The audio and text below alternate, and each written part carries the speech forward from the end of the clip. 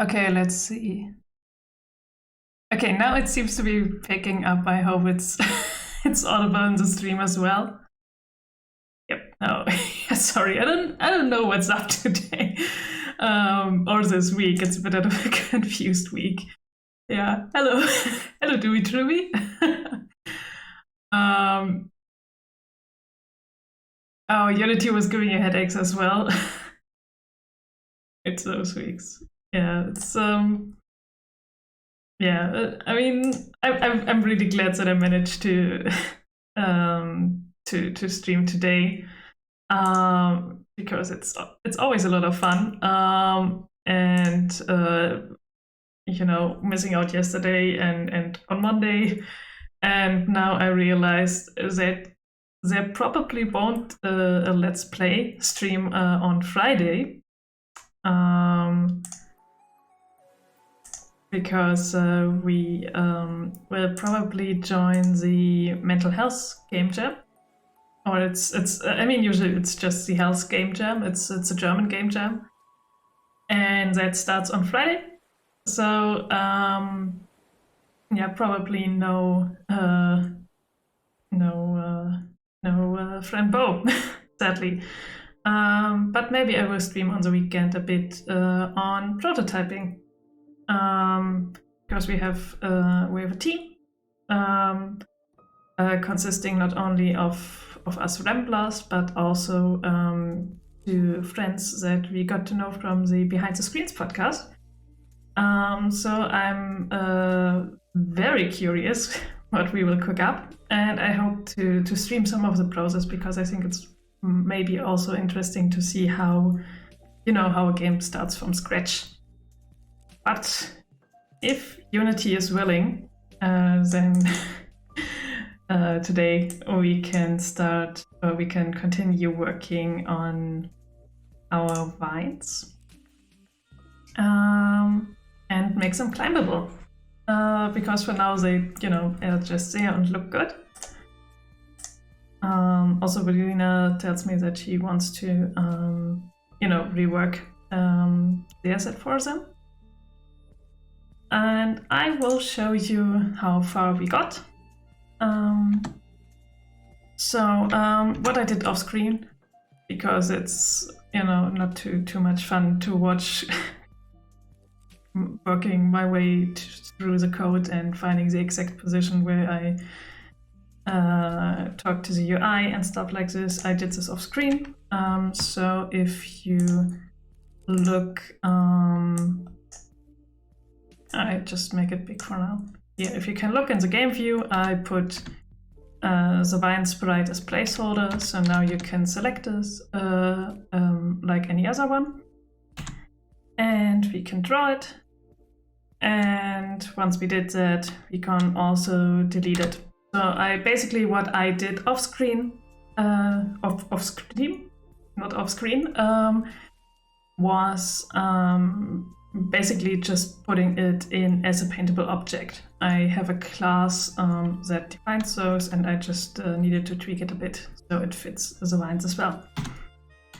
So this is our current state. The only thing it is missing is that... Oh. All right. Okay. We are just 5 minutes in, and also there's the first bug, but we just ignore it for now. So the goal for today is basically add another state to Thule, so we can go and climb those vines. Because for now we can just draw them, we can delete them, but we can't interact with them. And depending on how far and how fast we are, we can maybe also put in Beal reacting to the vines. But I think we will push it off to next week, because I think it's a bigger issue teaching Beal how to eat the vines. So in the end, Beal should be able to pick up that there was something drawn, and then come over and punch it up from the bottom, so that when you are climbing, you have to be fast, because otherwise it's just gone. All right. So first of all, if we want to climb those vines, we need to make sure that Thule can detect them. So what we are gonna do is that we go into Thule's script, which is this one. And I think I mentioned it before when we were building the Molred NPCs, that Thule, as well as the NPCs, is basically working on a state machine. So depending on the context, she will switch through certain states, which react to player input differently. So for example, if Thule is just in her default mode, which is a script that we have open right now, and we press jump, then of course she will just jump up in the air. But if Thule is in the state on wall, we will have a wall jump, which is, already aimed. So yeah, that's basically the way Thule is working. And I think it's a nice way to differentiate between the input. All right. Let's see.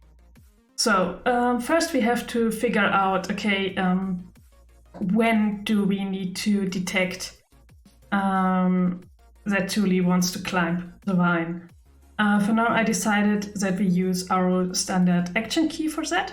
That's a key with which you pick up items, or you move the box, stuff like this, or you pull the lever. So I think it makes sense. And yeah, so we need to figure out where this input is triggered. And this should be down here. So whenever the take action input is pressed, then we check for action. And as I just basically pointed all the actions out that can happen when you press this button, depending on where Thule stands and what is in front of her, we have different stuff that happens. So, for example, here we differentiate between all the different painted objects that can be in front of her, which are all detected by a box cast, which just checks the area in front of Thule. So basically we have to put in an addition for the painted vine. Here is basically the, how do you call it? Maybe it's a hierarchy of some sorts, or what you prefer. So if we have multiple objects that are next to each other or very close, then we need to decide what needs to be done. So if we detect multiple things, like we have a root, which is, the vegetable which you can distract bear, then this is our number one priority. If there's a root and a stone next to each other, then you will always pick up the root and not the stone. So for now, we can say, okay, how important is it to climb the vine when we push the F button? Is it more important than picking up stone? Probably not. Also, is it more important than maybe pushing a boulder? Also probably not. So we actually need to add to this that a boulder is more important than a vine, basically. Or, this is the part that really helps me out while I'm coding. when I talk myself through by talking you through, then I can already identify if there's a better way, and there probably is. Because we normally, when we move around, we don't need to use the vertical axis, right? So if you have the up and down button, so I think we can already work around this by saying, okay, if you are next to a vine or you overlap with a vine and you push the up or down button, then you climb it and change the state. So I think that makes more sense. Hey Totsi, welcome. Glad that you made it. I just tried to figure out which input to use to climb those vines. The good old rubber duck probably, yes. Or teddy bearing if you prefer that. All right. So I think it's better to use our up and downs. So I need to figure out where to best ask for that.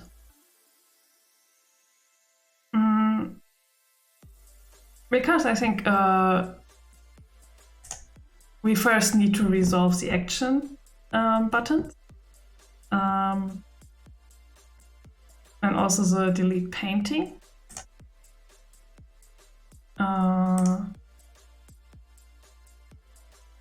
I think only now we can see if we press the button to move up or down a vine. So we make another if statement in which we check our input. Our input is saved in this input parameter object. So we can ask for all this stuff. Why we did this and not just, use the Unity way to ask for input, which is pretty much this way. If you're not too familiar with Unity, it's like get key down, and then you could here put in any key you want. Is because we ask once for every key, and then we resolve it. We don't have multiple checks in multiple positions of the code.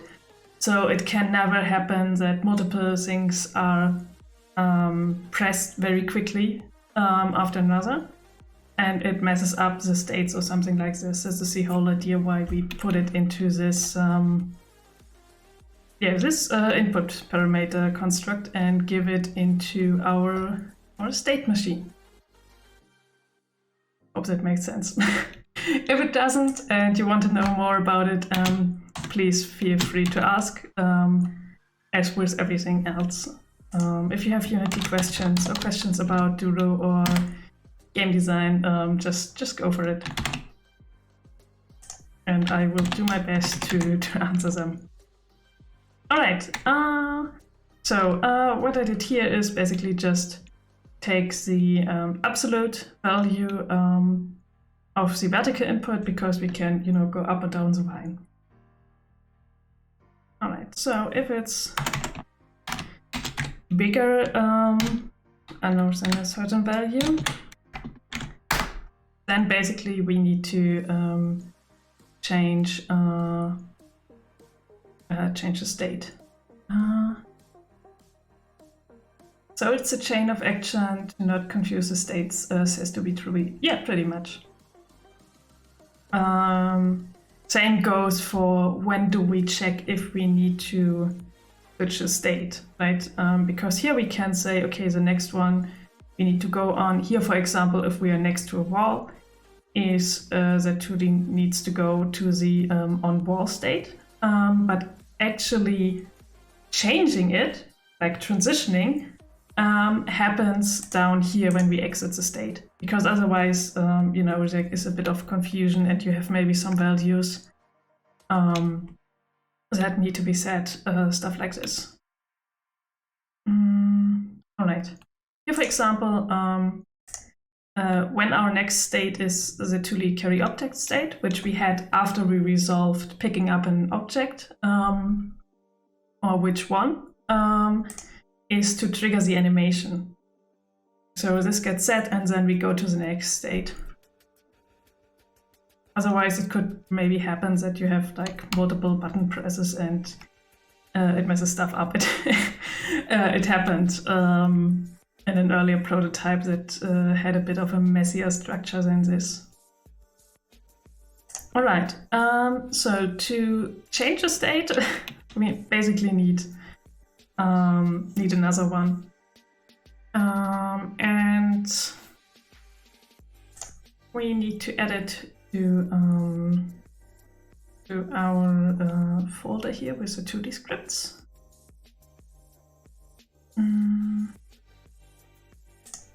There we are. So Thule has her own folder with her own state machine, which differs from the state machine of the other mole-rats quite a lot. Sadly, we can't reuse certain stuff. But the mole-rats and Bale's state machine are quite similar, so there we could recycle a lot, which is always good when you're programming. Okay, so we have, is it the Thule state class? Yes. This is a base class where every state inherits from. And then we can just put in the missing functions and delete everything else that we don't need. All right, I just rearranged this because I don't like that it's in this order. I don't like that the enter and exit is before the operate. Because every state machine acts on a cycle, basically. If it's the first time you enter a state, then this function here will get called. Otherwise, it goes directly into the individual operate. And after everything here is done, it checks if a state change is needed in this individual exit state. All right.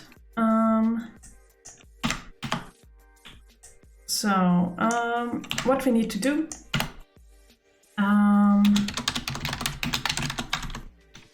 is to put in the return value here, like so. And we also need to set this new state up in Thule's controller. Just like the mole-rat, Thule has the different states, but also a controller with the mole-rats. We call it the mole-rat brain. Not sure why it's not a Thule brain here. But yeah, here it's a controller. So, first things first, we need to find out where all the states are. It's here. And just add our new one in here somewhere. So we say Thule state class, and it's the Thule climb state, and I will just do copy and paste because I'm a bit lazy.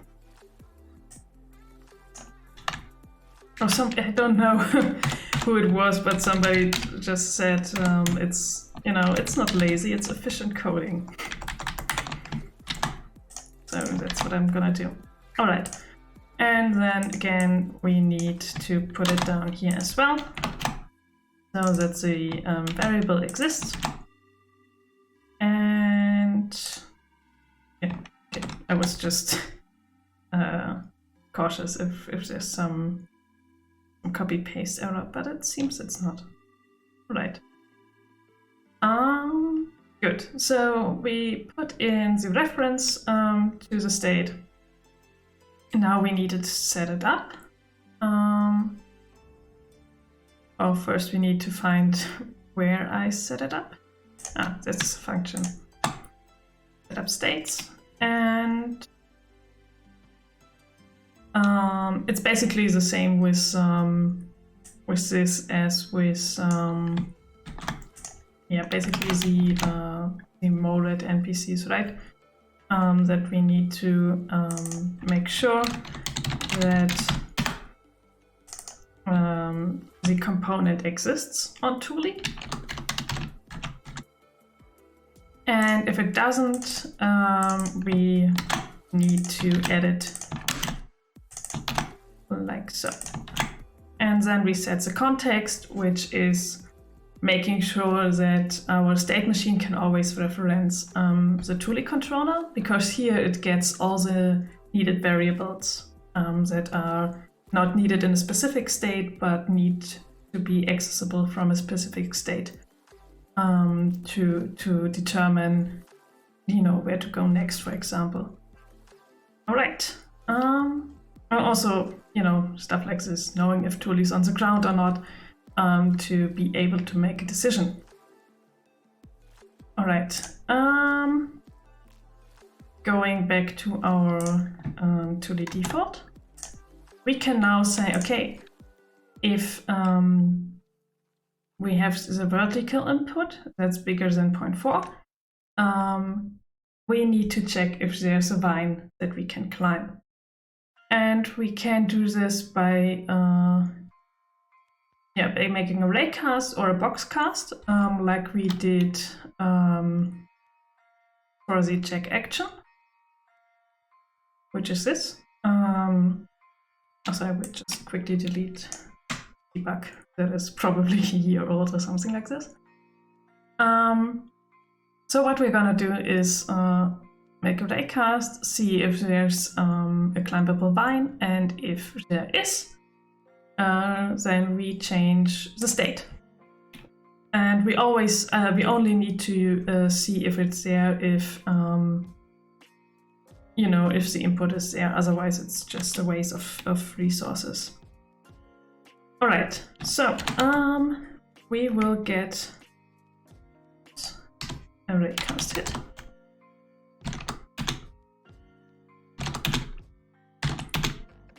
And then we say physics 2D and make a box cast.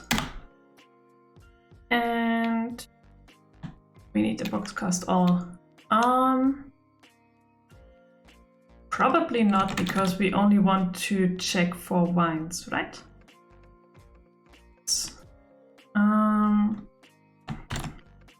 So origin is basically where Thule is standing. So we can say this transform dot position. And the size is basically the size of the box that basically gets dragged to. Okay, so a box cast functions in a way where you define a box and then you drag it through the scene in a certain direction. And everything that is inside the box will be count as a hit, right? So this is basically what we're doing. And the size of the box is pretty much the size of Thule's box collider. So I think there's a function for this. Or do I have to...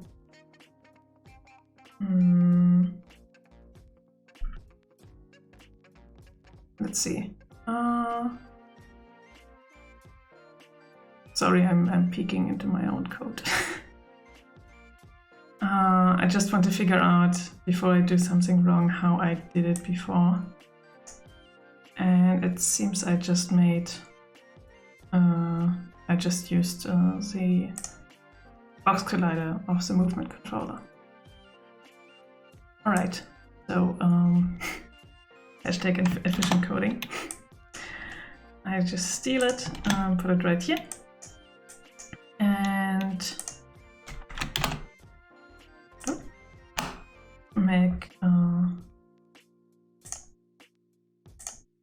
I just quickly close this. I have a bit more space to work with. All right. So basically, what we do here is define the dimensions of our box, and we basically use the size of our box collider. And I think we will make it a little bit bigger to ensure that, you know, there isn't like it's like 1 pixel away from Thule or 1 pixel outside of her box collider, and that's why we can't, you know, reach the vine. So we just put like a 1.1 in there, so to give it a bit more space. All right. So we can now also define an angle at which, you know, the box is rotated. We don't need that. And then we need a direction. So what we want to do is basically check where Thule is standing, but also a little bit below. Because if we imagine we are on a platform where we climbed with a vine, we want to be able to climb down again. So I will hope I can quickly demonstrate it to you, what I mean.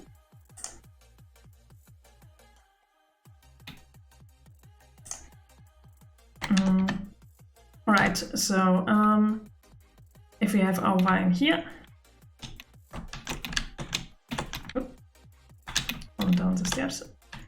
Like so, if you want to climb down now, it's not enough to just check for Thule, but you need to also check below.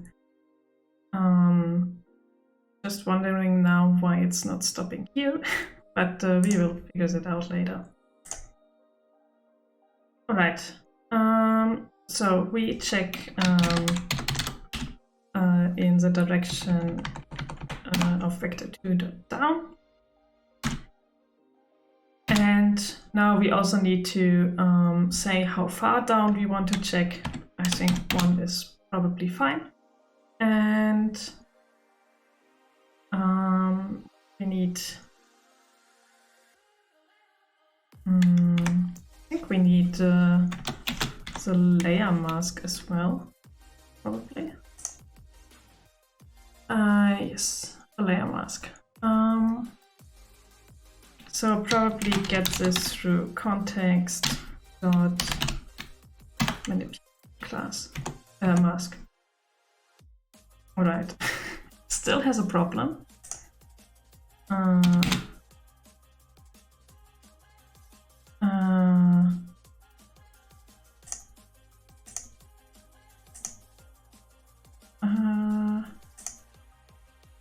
Don't get it. What's the problem?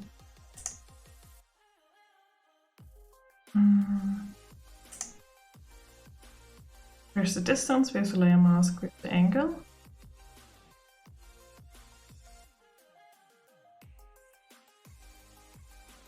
We have origin size, angle, there's the direction, the distance with the layer mask.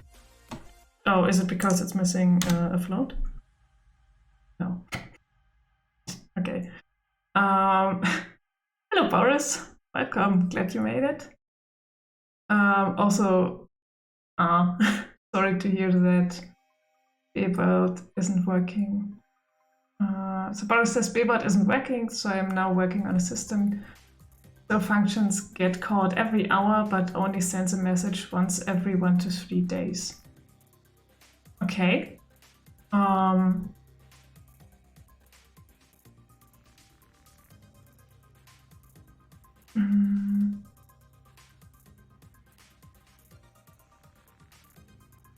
Oh, so okay. So the idea is that you call a function, and you randomly put the message out or not, or you have a like a timer or something, or you increment a variable. I think the problem was that the interval function doesn't work because the delay is so long. Okay. So now I'm indeed incrementing a variable. Okay. I'm crossing my fingers that it helps. Also, it's strange. I mean, it's just JavaScript. It should be able to, to wait for a while. But I don't know if it's like not working right with Discord.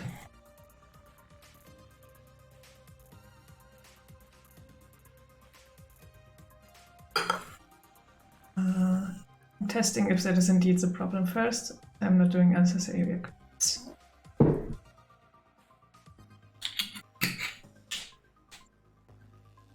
All right, keep us updated if it works or not.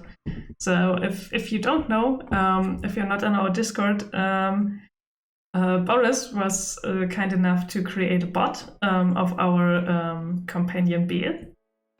And yes, thank you, Boris. There's a link if you want to join.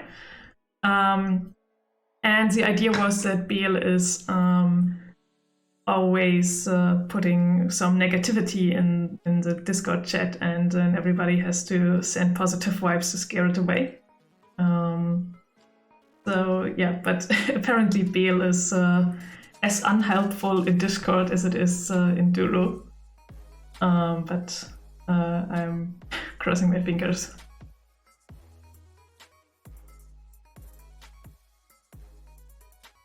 All right, I got some caffeine. Now let's see what's going on here. All right, so it's probably something stupid, right?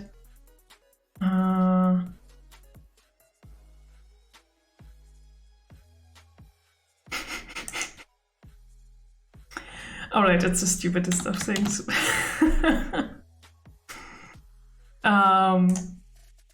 Yeah, I just was missing the 2D and wanted to use the physics 2D function. Oh well, I mean, that was easy. Bugs that are fixed easy and are just caused by, me being a bit stupid, that's fine. All right, so now we need to check if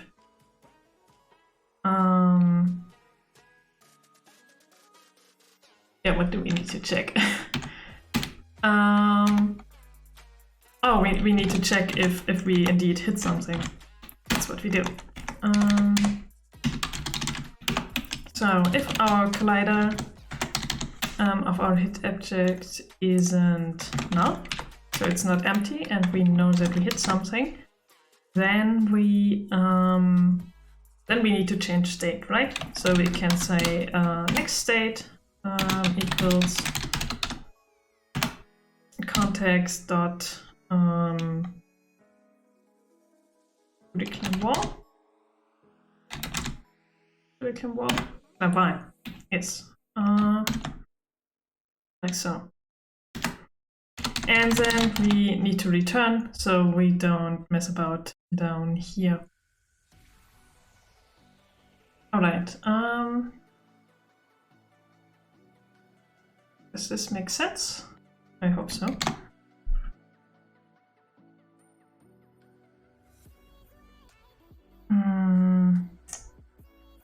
Let's put in a debug log.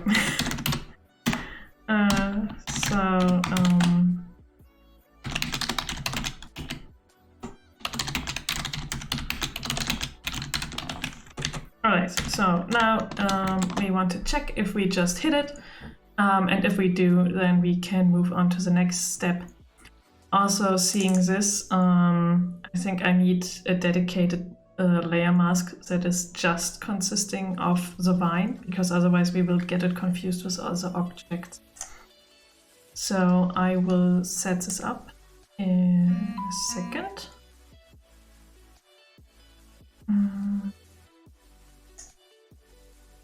So here we have all our layer masks. And so put in another one. So we need a layer mask, and this is just, you know, a vine mask. All right. And now we can access it. Yep.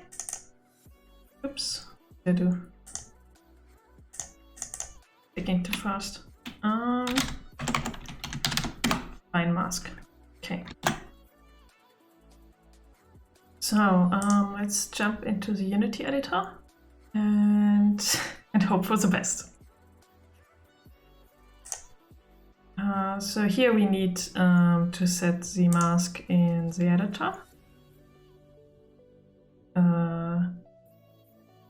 Climbable vine. So, and yeah, let's see what happens.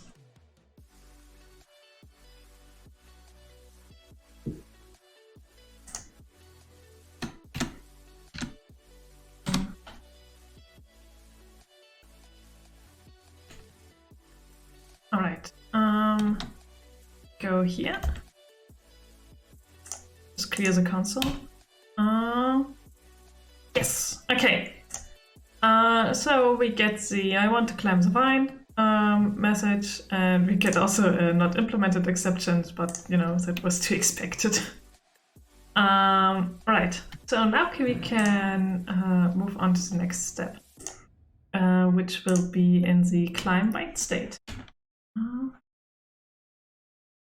All right, Boris is also working on the bear bot and says, okay, I had another theory for what could cause the error, which is that it doesn't work because the original message is deleted. But this is not the problem, since it does work with 1 minute intervals. I will also add prints in the log so I can check that it checks every hour. Yeah. I mean, it's really, you know, with 1 minute intervals, it's still a bit annoying to test, but with 1 hour, it's, you know, you put something up and then have to wait 1 hour to see if it works. But yeah, I hope it does work. Otherwise, maybe there's an alternative function that works better when you put it on Discord. Maybe I'm just giving ideas here, so maybe it's rubbish, or maybe you already looked into it. Exactly. So I will write the final code and already put it, and then I will pray it works for the first hour. Yeah. I always imagined how, like, what horror it must be if you work on one of those space missions, if you program, you know, the robots that landed on Mars, and then you basically have to pray for 3 years or something that you did everything right, and after 3 years, then I don't know, you get a not implemented exception or something like this. But yeah, so I guess we still have it fairly easy.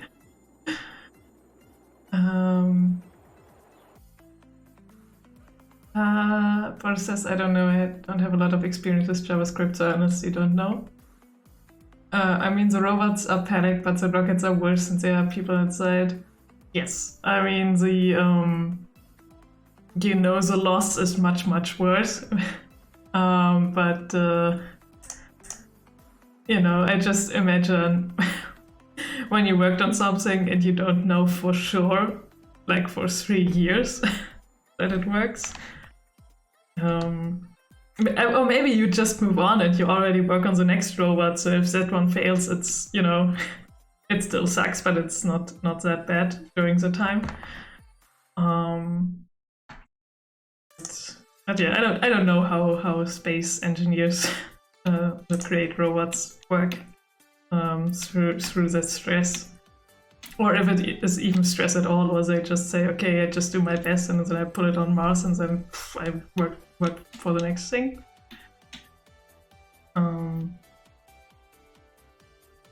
But yeah, so what I need to put in here, which was the the not implemented exception, is basically we need to return in which state we are.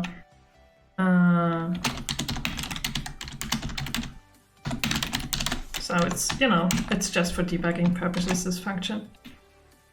All right. Now, now comes the tricky part. We now know that there is a vine and that our player wants to climb it up or down.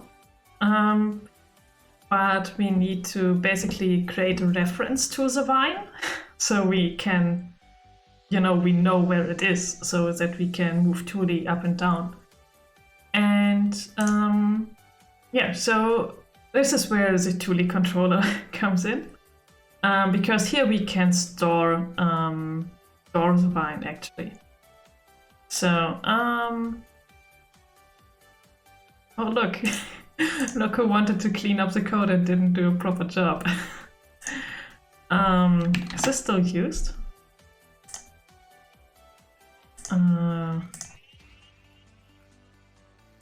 Wasn't there a way to get the reference?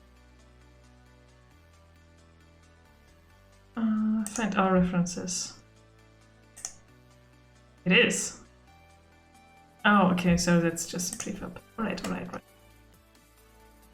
Okay. I will clean up my room later. For now, I want to put in another variable right here. Automatic restart button. Was this related to the mouse robot? or for Bearbot? Yeah, when the system crashes. Ah, okay. Like a server restart. I really wonder if they have like the same error messages with like this complicated stuff. If everything crashes after an update or something.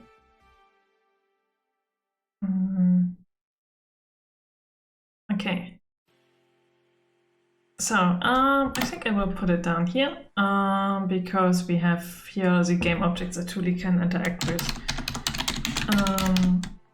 So here we want to store our current vine, so we know which one we are climbing.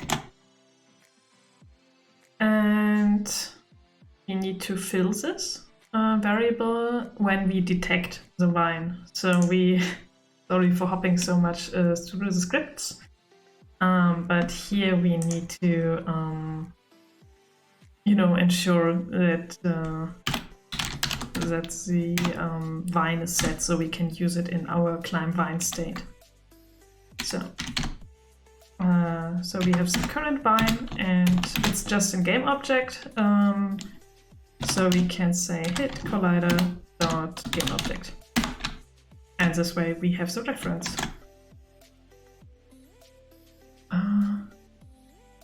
Probably, but they have simulations to test if it should work. Just like you can test it now before putting it as a public update. Yes. Yeah, I mean, yeah, for sure. But there are updates after you push something out. Or maybe they don't do that because of those problems. I don't know. I was once at an exhibition here in Berlin where it was about asteroids. Like you have in the natural science museum. Not sure how to translate it probably. But yeah, they have always these special exhibitions. And they had one about asteroids and the mission for a probe, I think, to basically land on an asteroid that is just, once in 6 years coming close enough to Earth to even try this. And they didn't hear back for so many years. And then the point of, the thing contacting back was coming close. And and I think there was some kind of delay happening, so everybody was just, very panicky. Probably a lot of fun, but I also think it's a lot of stress.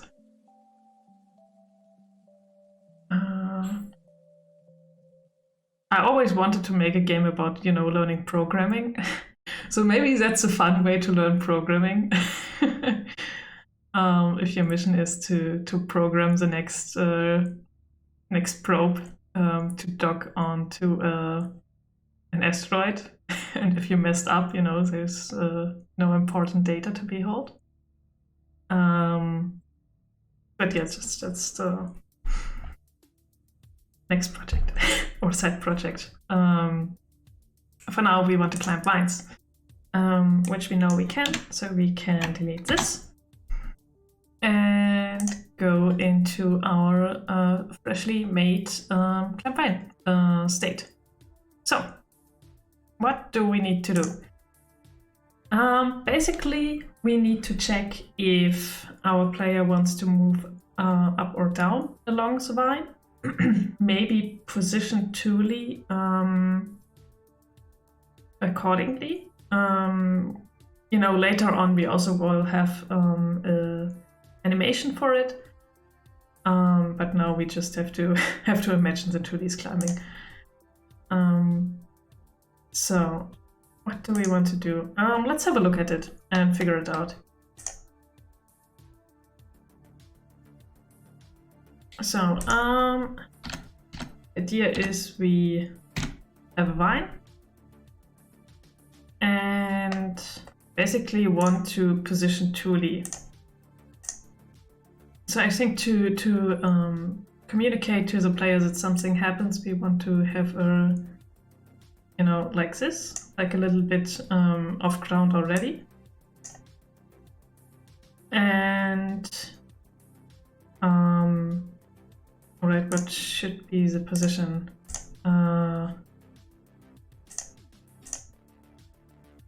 Pretty much the middle of the vine is where the edge of Thule is, right? I can see her box collider.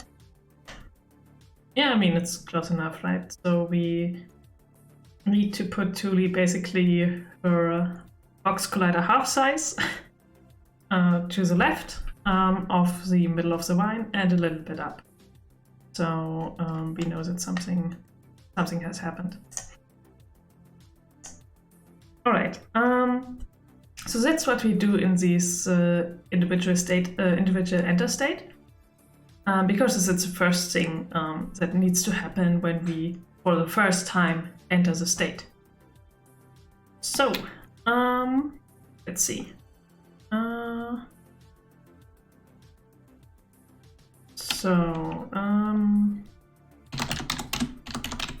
Basically we need to set our position.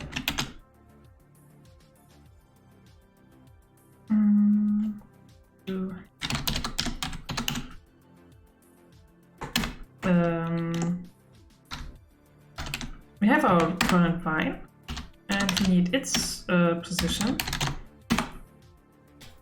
Oh, excuse me. I need to drink a bit.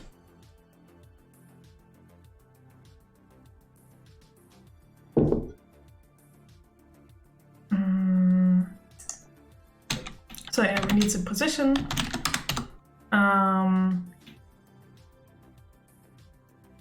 And then a little bit to the left. Yep.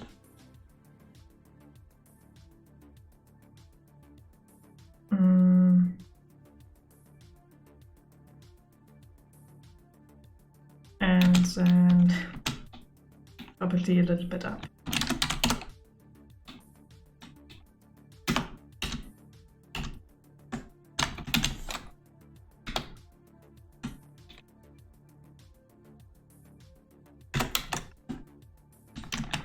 right, and we need to put Thule half a collider size to the left.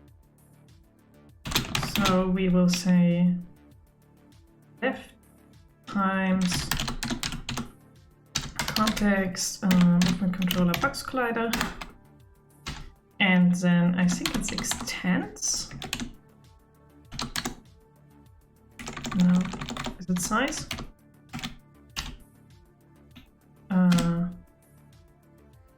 Oh no, it's bounce. It's bounce. That extends. That's how we do it. And then X, because it's, you know, the width. Like so. Okay, so now we basically set the initial position for Thule. And just make sure if it works.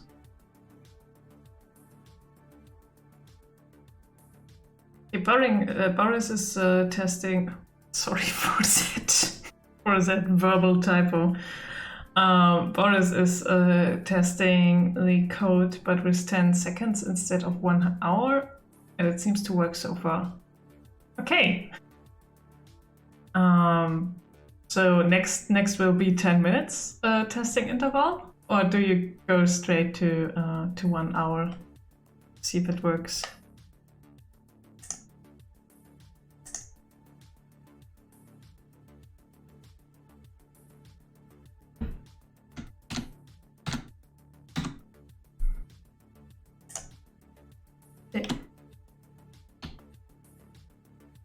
Okay, so we saw we got repositioned. So we know it works. All right. First go straight to running it normally.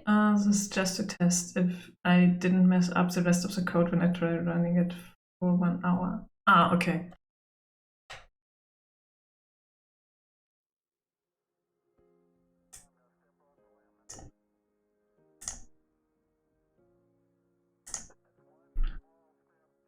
All right.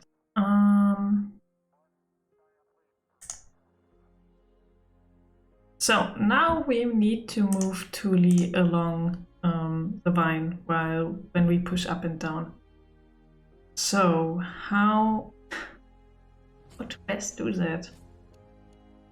I can show you how Thule normally works, or normally moves. She has her own movement controller.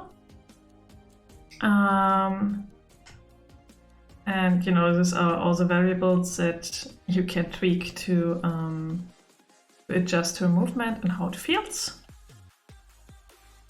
And then you have basically this function here that handles her jumping and gravity and all of the stuff based on the input.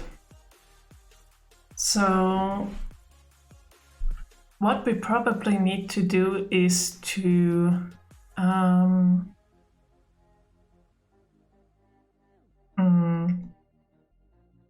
put in now some extra cases, I guess.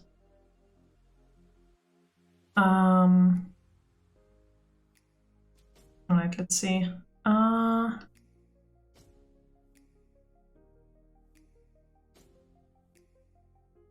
So what is happening here is that it is always checked what Thule is currently doing.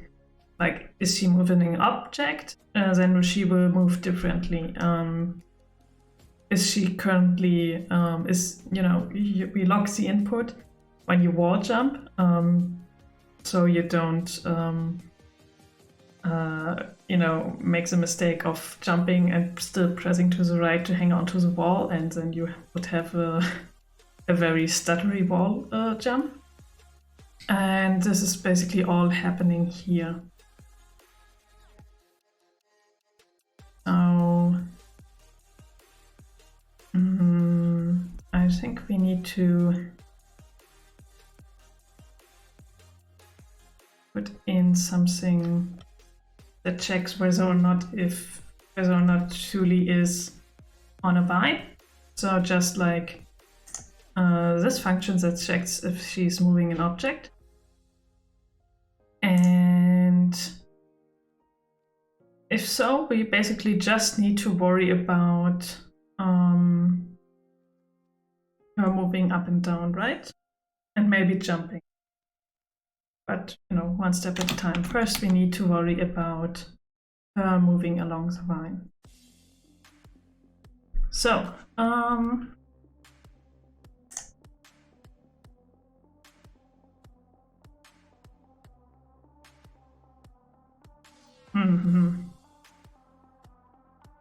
sorry, I'm just scrolling through a bit so I can see how I did it in the past, and then you know, check how I can best do it in, you know, in this case. So I won't you know, stray from the current style and how it currently works.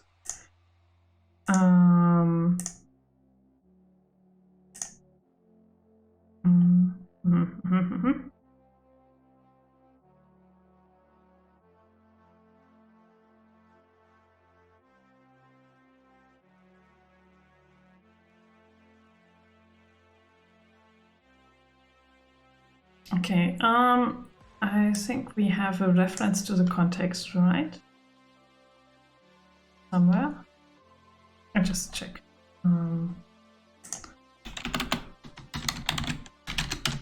Yes, we have. Okay.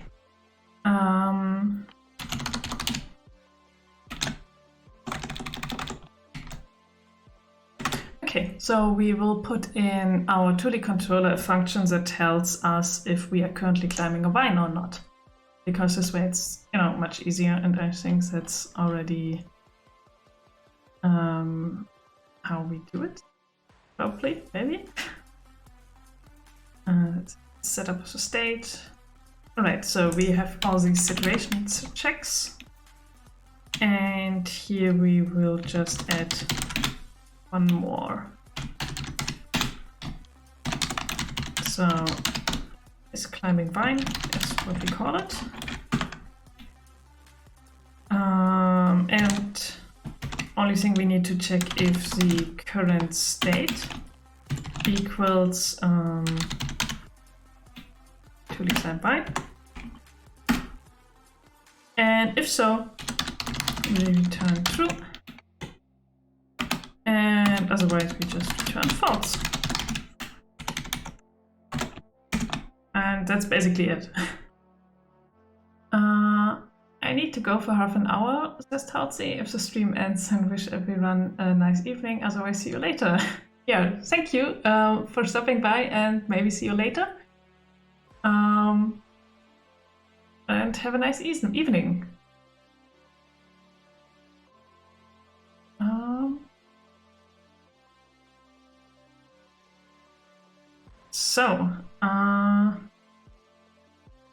Right, we have this check.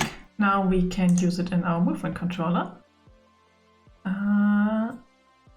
Alright, Boris says that Bebot is live again, by the way. Okay,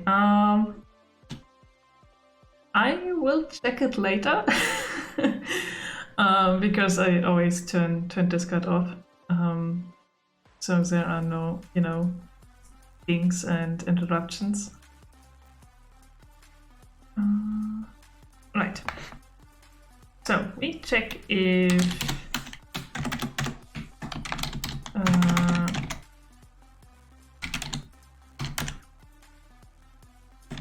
didn't I set it public?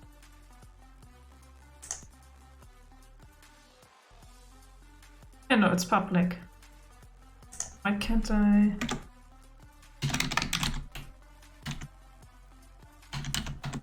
Okay, something is off here somewhere. Why can't I access the thing I just created?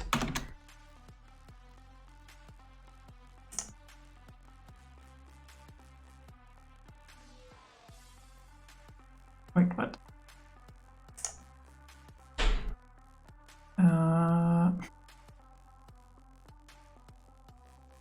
I call it differently.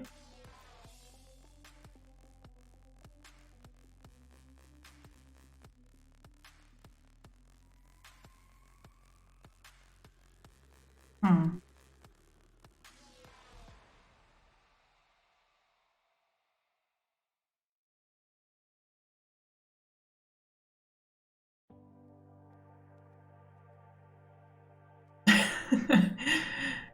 Boris says, I will let you know if the interval of 1 hour seems to work, and then we will know for sure in around 30 hours. Because the way it works now is it increments by 1 every hour, and it takes a new random between 24 and 72. Since it takes this every time, it will become increasingly more likely to be called early. Ah, okay. Right. Yeah, let's see. Let's just try it out and our fingers. One thing that bothers me is how do I do things? Because I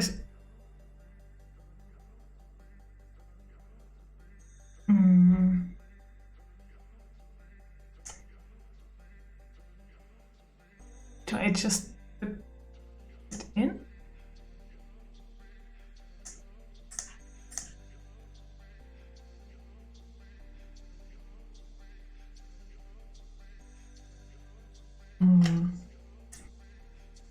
Okay, because I'm rambling a bit and probably don't make that much sense. My problem is right now that I thought my movement controller has a reference to the 2D controller, you know, where all the states and variables and all the nice functions are, but apparently not. Alright, I have here a movement controller, but not a way back. Alright, so how to do this? I mean, what I could do, because I see here that I do it with stuck to wall, is I extend the process input.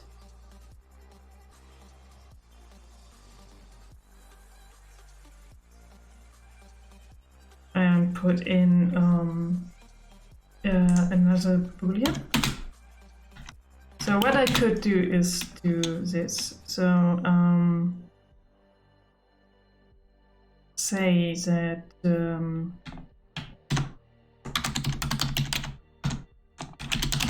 you know, put in the climbing vine variable and default it to false. So this way I won't have to go through all 31 references and just put, you know, a false everywhere, because the only time this climbing vine is true is in the climb bind state. All right, so now we can use this to check if 2D is climbing fine. You just need to remember it once we process the input in the respectable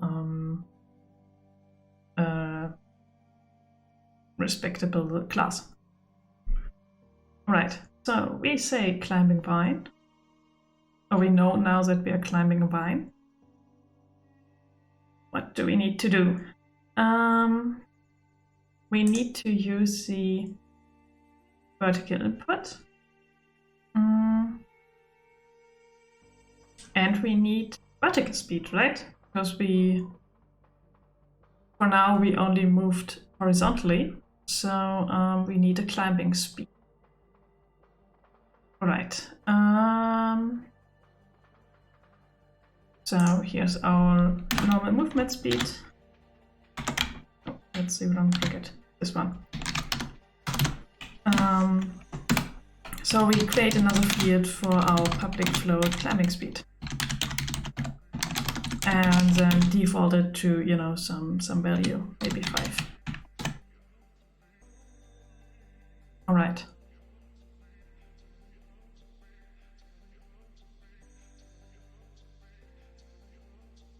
So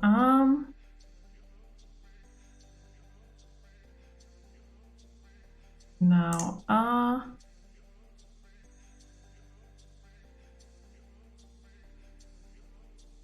we need to move truly in a vertical manner. How best to do that?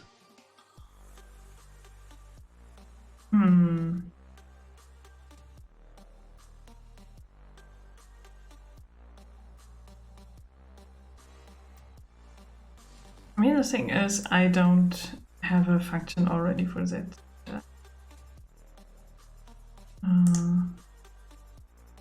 Because this is where, you know, the actual movement happens.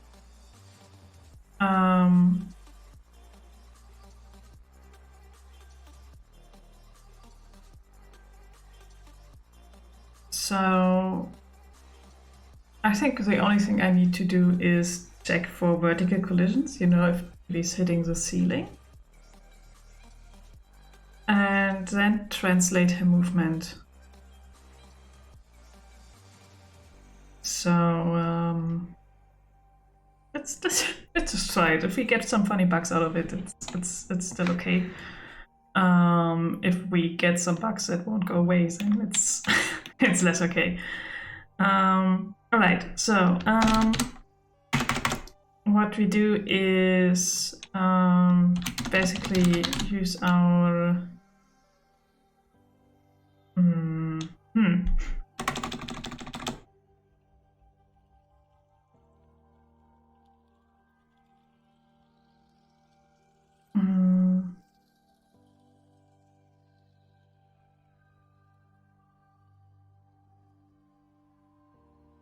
basically we need to set our velocity y to our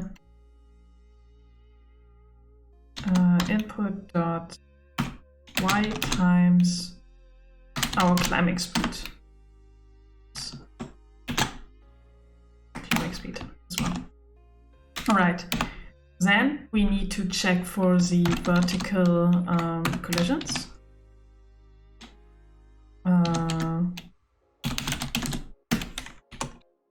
Basically, what this does is we put our velocity in as a reference, so this will be changed directly when it is changed inside this function. And this function changes our velocity when we, you know, get close to the ground or the roof. So when Thule, you know, gets to a wall, to the ceiling, and the input is still up, the velocity gets set to 0. It's, you know, basically what's happening there. All right, and then we say, is it transform.translate?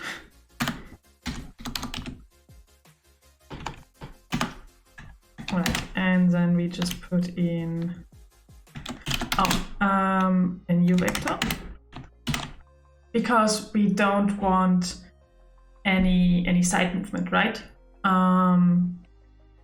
So we just want to go up and down. So we have to make sure that x is 0, and then put in our velocity dot y. All right, and for now we will just assume that we can return here, because we don't need to check for everything, for anything else really. We will check later for jumps and stuff like this, but for now this is all we need, hopefully. We're doing it step by step, so we need to change stuff around, but this way, you know, we can ensure that things are working properly, and if bugs are happening, we can, you know, get them as early as possible, at least in theory. All right, so let's make our vine and try to climb it. Okay. I am pressing stuff, but there's nothing happening.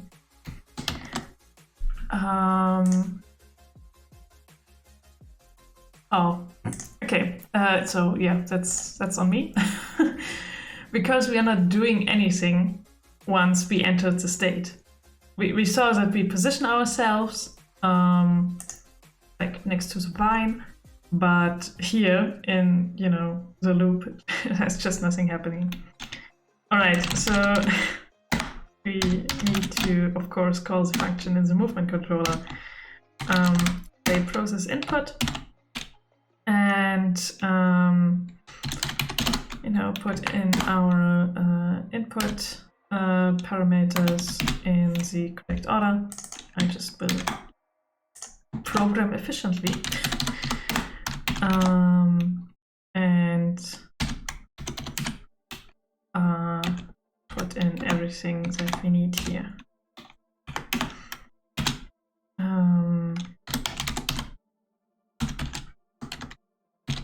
All right.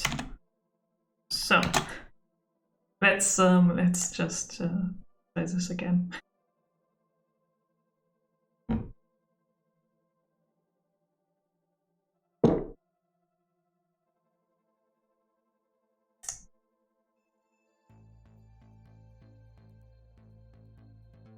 Right, let's, oops, that's not a vine. This is fine. Right, let's try it one more time. And going up. Whoa!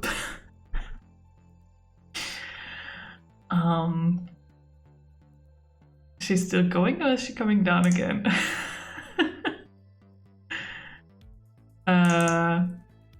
No, she's stuck in space now.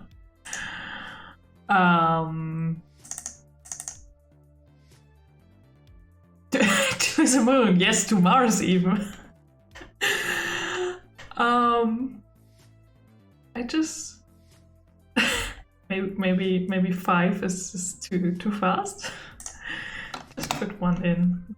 Started early. Sending to leave with a meteorite see you in 6 years as to be true. Yeah, it's you know, the sequel to Duru. It's more it's on Mars, or more it's on Moon, or more it's on meteorites. It's long as, you know, an alliteration, everything's fine.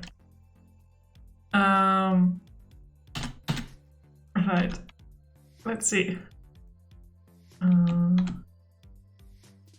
NASA Duru.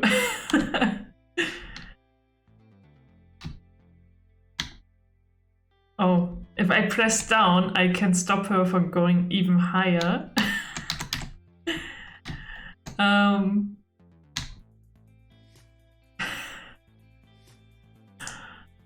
Okay, sorry, I need to slow her down even more because there's something weird going on and I need to figure out what's happening here. Right, there's our vine.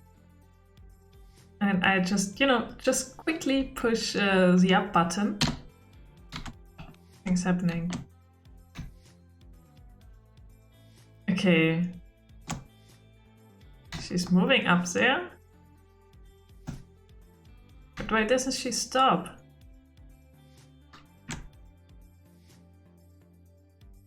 Oh. Oh, okay. Oh, she hits the ceiling. Good. Okay, I still have my controller connected, and as controllers are, they get, you know, they are a bit wonky from all the gaming. So I think I need to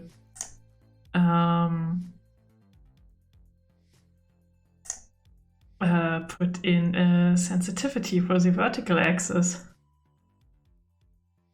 Oh no. Boris, did you try to curse or try to send a link?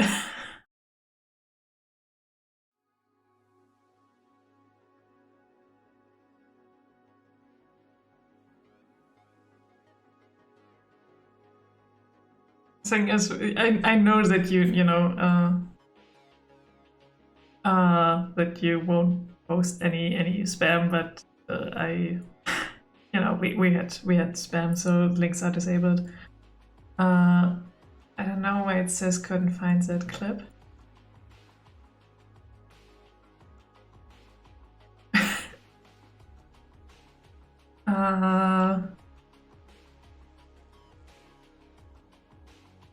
With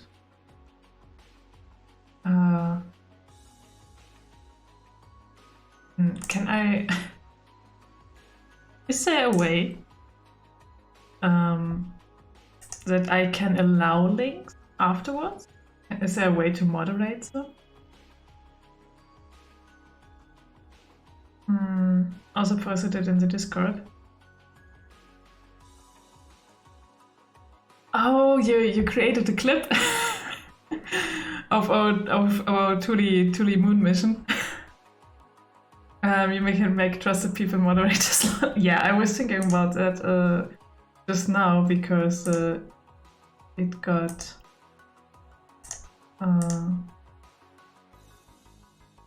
Oh. I feel so out right now. How do I do stuff?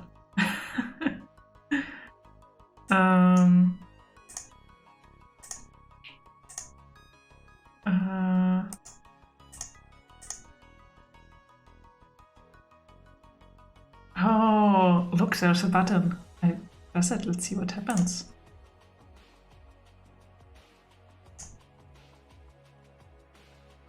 I have now bestowed the power of moderators upon you. I hope. At least I hope so. So, try to send the link again. Maybe it works now.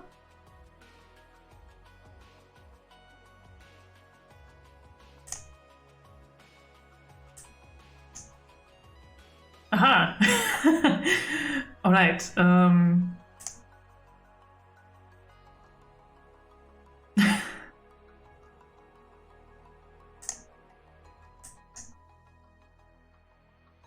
Look, we can can view a clip.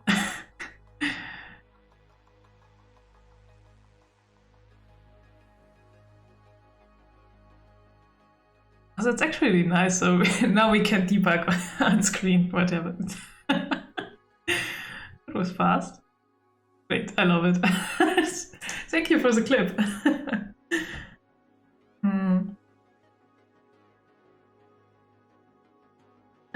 You just skipped all the info what you can do as a mod.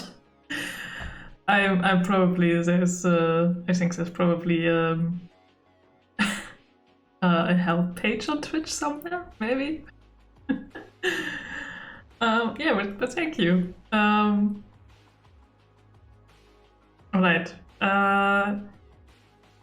Okay, so now we know what happened and we know why it happened, but we need to still fix it. So let's see how to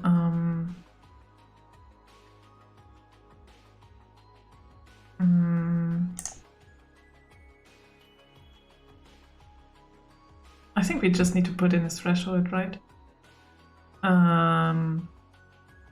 Yeah, so basically wait, efficient coding. Copy paste this one, which is basically the exact same thing just for the horizontal input. Then just if it's just a tiny number, we just set it to null or to 0 rather. And now hopefully things are fine, maybe.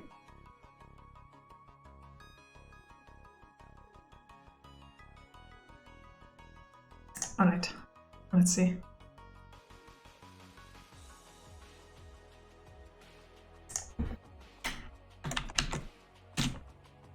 Divine, let's climb it up. Ooh. Okay, it's still a bit,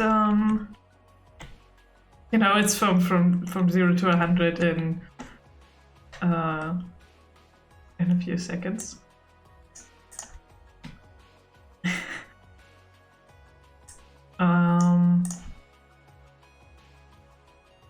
But the weird part is I can't go down.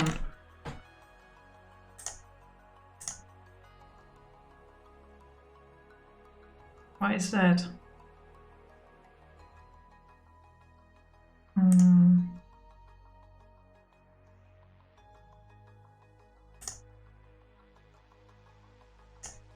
So our vertical input is always above 0. Why?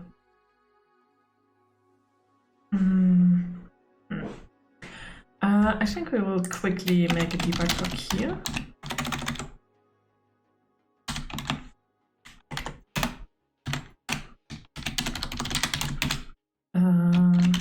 And check what the vertical input is.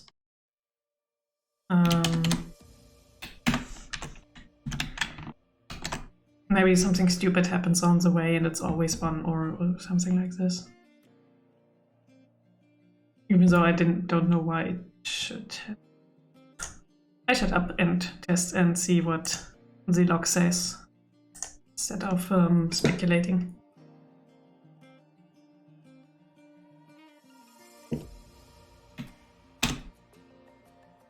Right, there's our vine. Whoops.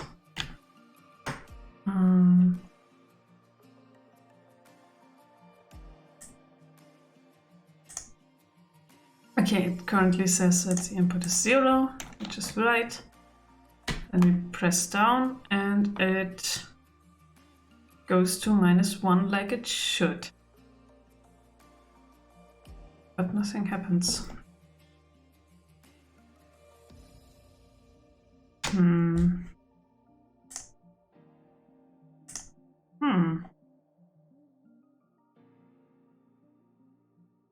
The issue here, the vertical collisions. I mean, probably right, because nothing else happens to the velocity.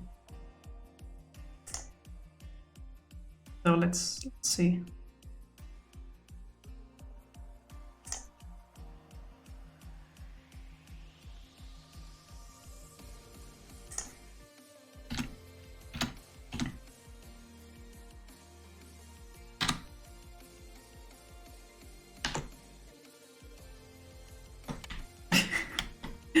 All right, okay.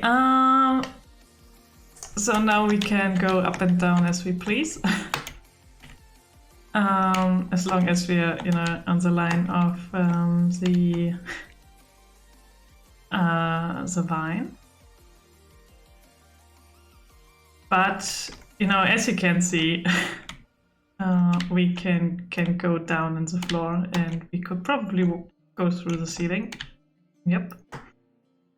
So there is no collision detection.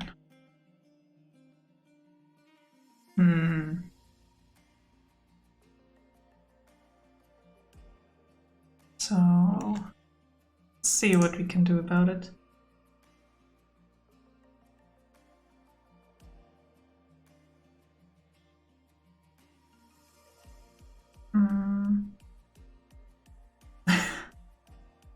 Okay, Boris just did warn me about the power of moderators. He can now ban and mute people. I trust you not to do this. But if there's spam and I might not see it, if you like, feel free to delete it. But yeah, otherwise I just. I mean, I won't suspect you of abusing the power, but yeah, you're right. Now that I discovered this feature, I won't make moderators left, right, and center. But I think for people who are regular here and also on our Discord, why not? I don't think people abusing the power. Moderating the moderators should not be necessary. Yeah, true.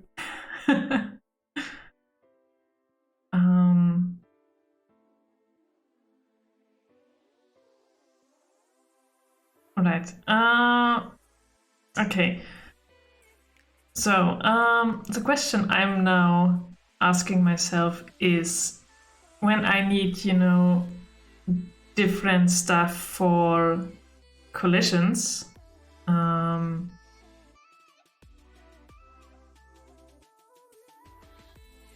you know, if I need separate functions for that, does it make sense to have this right here in the process input, or is it better to make a process input for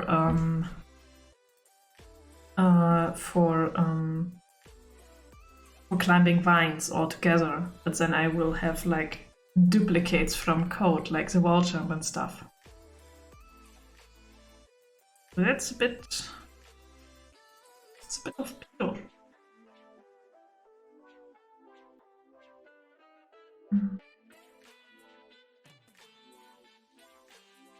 Yeah, that makes sense. Just know that it could be dangerous and that it is possible to moderate moderators, even though it's not necessary. Okay. Yeah, I will, you know, keep an eye on you.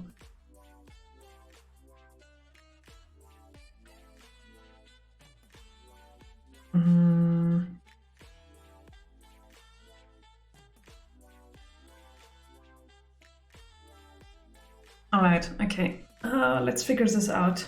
The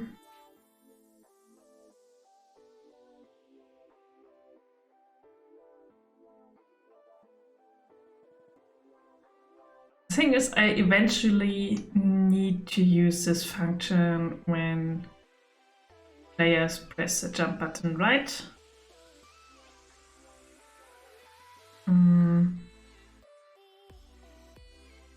But I can check if people are jumping here, and then I can say, okay, use this function and not the special climbing vine function, right?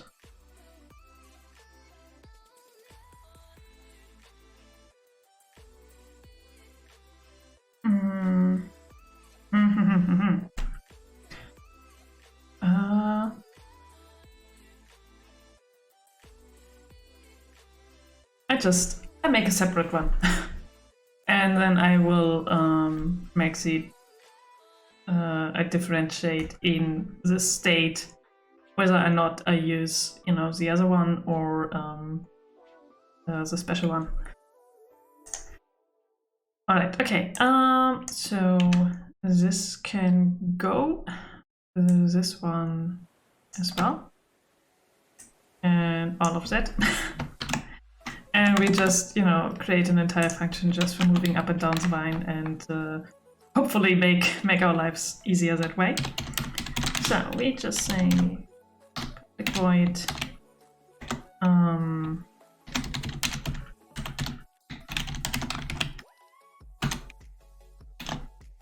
so this is all stuff we don't need. What we can use is this thing here, because this is, you know, taking care of vertical input is too small. Obviously, we need vertical input for that to work, and we also need to put in horizontal one as well, probably. Do we?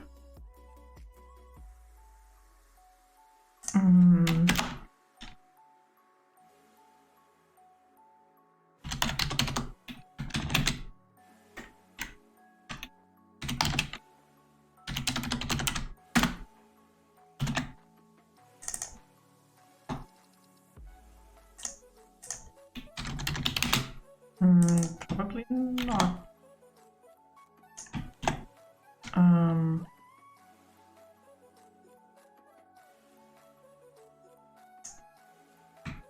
This I don't think so.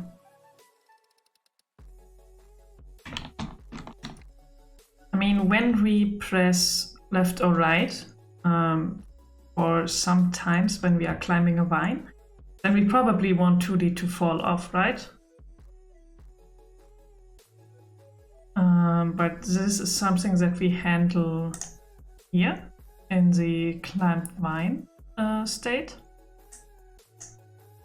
So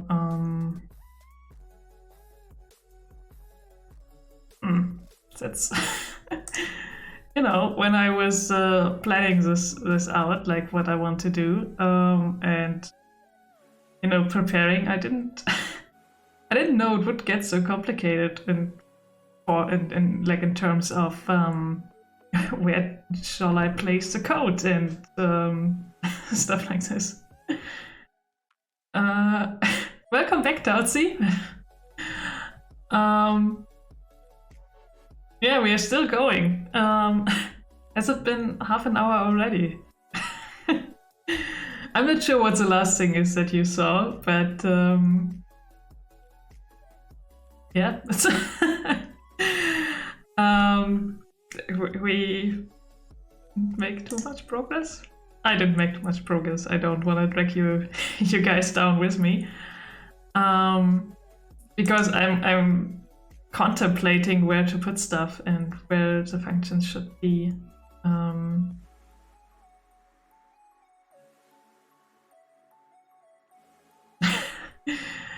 Boris says I only need to wait half an hour until I can see if Bebot works. Time flies. Yeah. But I was hoping in that time I would be a bit more productive, but yeah, I mean, if it doesn't happen, then it's just a not productive day. That's okay. Can't be all winners. Now I will, put at least this back here. So we are where we were before I rearranged everything. And so we just make sure that it still works.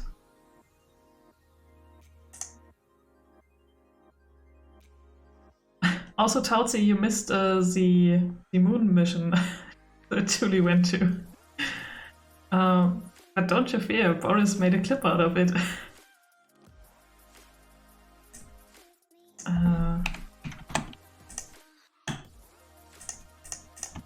This one.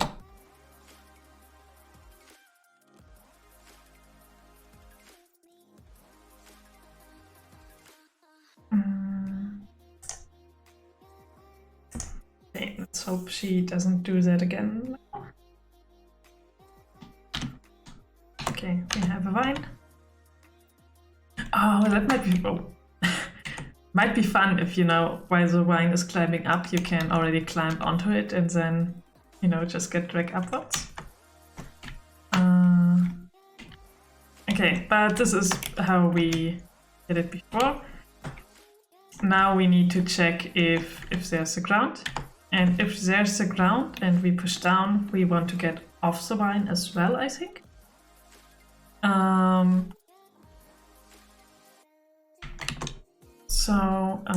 Yeah, but first handle the collision.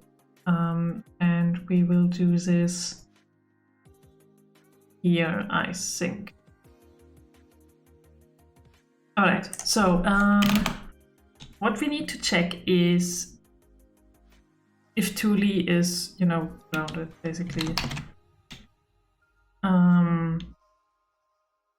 Do I have it is on ground? I have a near ground. I don't have a function if whether or not she's on ground.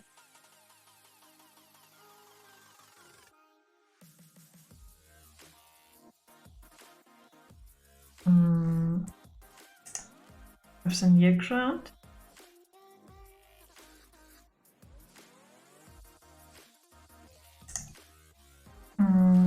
Yeah, I mean, right, I did everything else with the vertical collision function.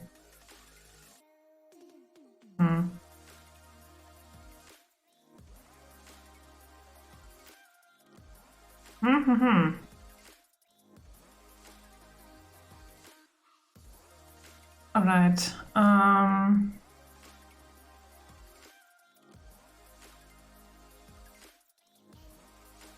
That's frustrating. because now I have to put in duplicates.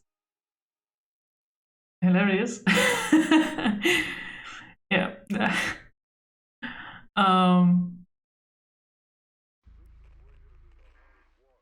As long as, you know, the bugs are funny, I'm fine with them.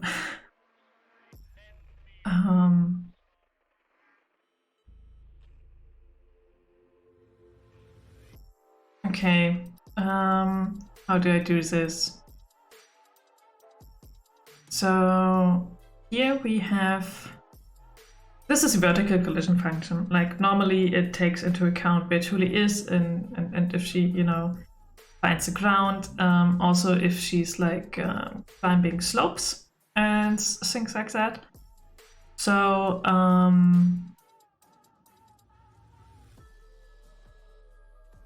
sadly it doesn't take vines into account, and I think it's so difficult. I'm not sure if I want to rearrange all of this function to fit, you know, the special case that Tuli is climbing a vine, or if I need to dissect this function basically to fit the needs of when Tuli is climbing a vine to find the ceiling and the ground.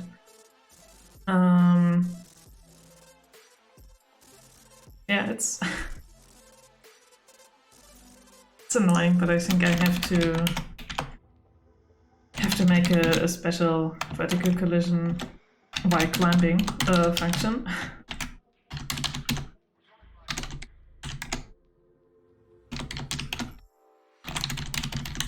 Sorry, it's a little bit if it's a little bit you know, unstructured today. Not sure if I was structured in the last streams, but I feel like this is a bit more confusing than before, because I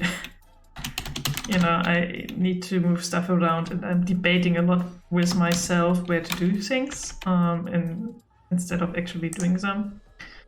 But that's that's the more boring programming stuff that I usually don't want to show on stream, but we are. Sorry about it. All right, but I try to move fast, so so we can do a bit more progress. All right. So let's see. What we are doing here is basically setting everything up, and then we make basically multiple ray counts. Because if there's like a step or something, or a platform that isn't directly underneath Thule, we don't miss them, right, with the ray count. We could use also a box collision, but I feel that since we are I feel it's unnecessary.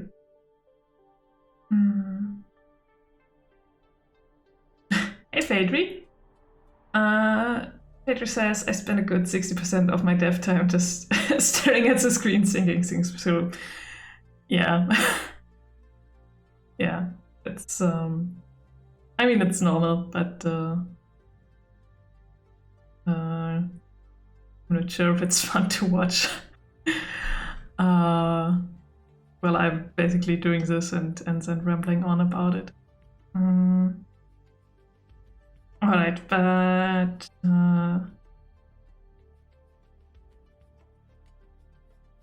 yeah, okay. Copy paste magic is what I will be doing now. So we basically need to use all of this. So this is basically setting up in which direction we need to check, because if Thule is moving upwards, then we need to check for a ceiling. If she's moving down the line, we need to check for the ground, right? So let's just do that. I will just steal the entire for loop from here. This is the part we don't need basically. And put it up here, and then we just throw out what we don't need. Like these old debugs and stuff that it's commented out. And since I haven't commented it in again, I probably don't need it. Alright, that's also debug log. Okay, so now it's more readable. It's another one. Wait, okay.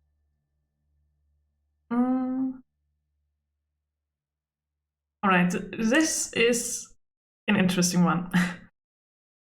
Because it usually shouldn't happen. So do we need to take into account if, you know, we have a platform and Thule is climbing the vine? Last time we programmed it in a way that basically the vine stops on a platform. So we don't need to take it into account. Right now we have a bug where the vine isn't stopping at the platform, but you know, that's a bug, so we don't need to work around it. Right? Okay. Okay. Only thing we need to check basically if we are hitting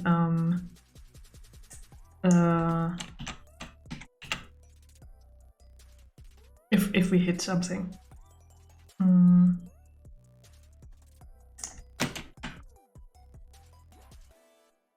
All right, and that we check here. And if we do hit something, then we adjust the velocity. Hey, I mean, this should be it, probably.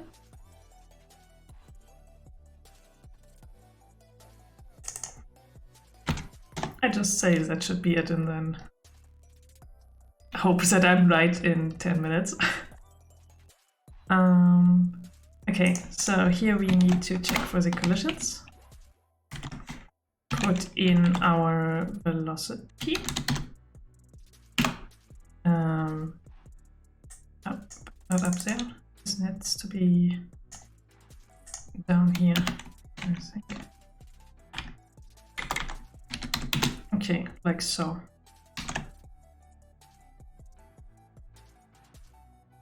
All right. Let's see if Thule can still go through the ground.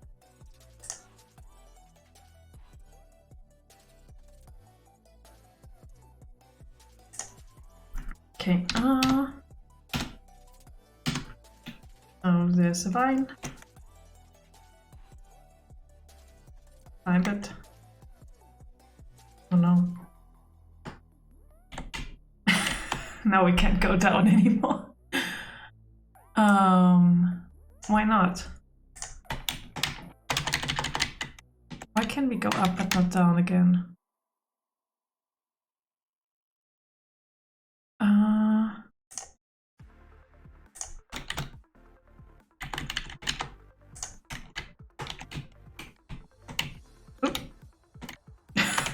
Okay, so obviously only direction.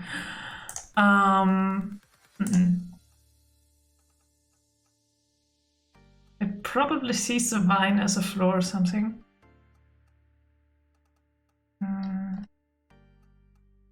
That could be it. Let's check. So we are using the vertical collision mask. Oh wait, if it sees the vine as something that is blocked, then Thule wouldn't move up either. So I think that's probably not the issue. Let's see, so we have the collision mask. And it's in the movement controller. Let's see, there is that's the vertical collision mask.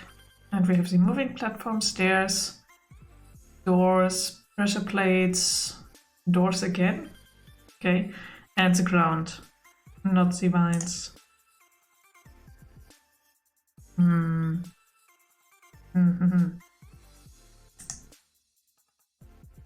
Okay, so why is the problem only when we move downwards?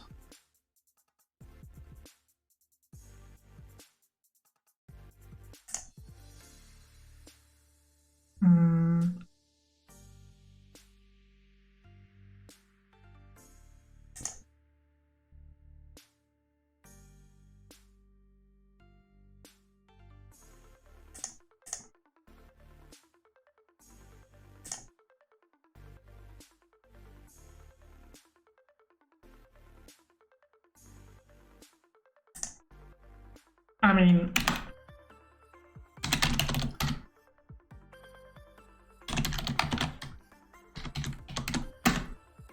let's just see if we print the direction in which we are going.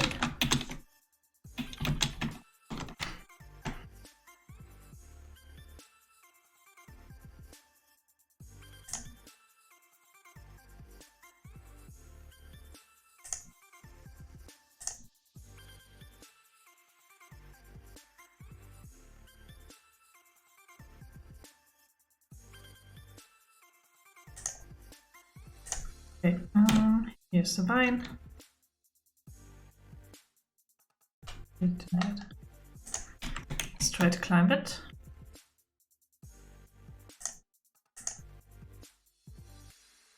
Okay, and I'm pushing down currently. It says the direction is -1. Oh, and if I... No, okay. I was just wondering if I push up, the direction still would be -1. But this is working. All right, back into the code.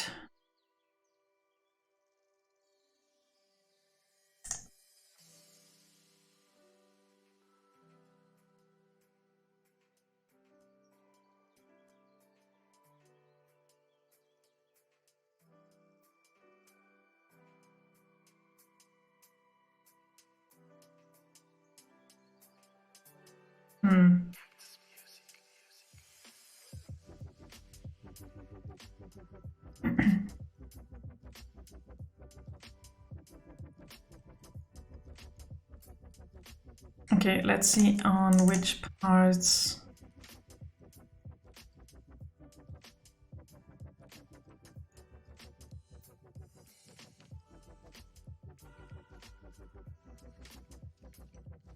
I mean, here we change the velocity, but only if we hit something. So we can maybe check if we hit something.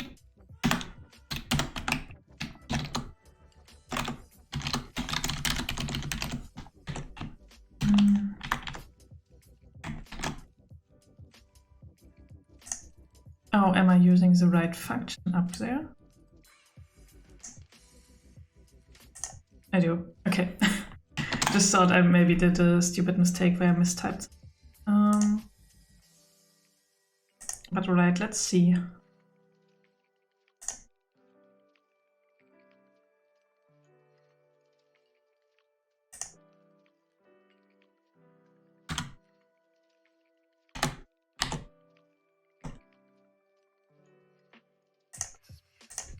Okay, I press up.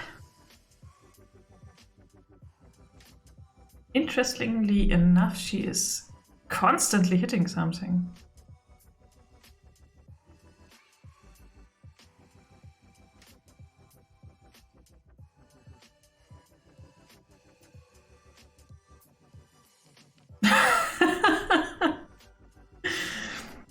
Okay, Fadu writes, people who move the taskbar to some place other than the default location of the bottom of the screen fascinate me.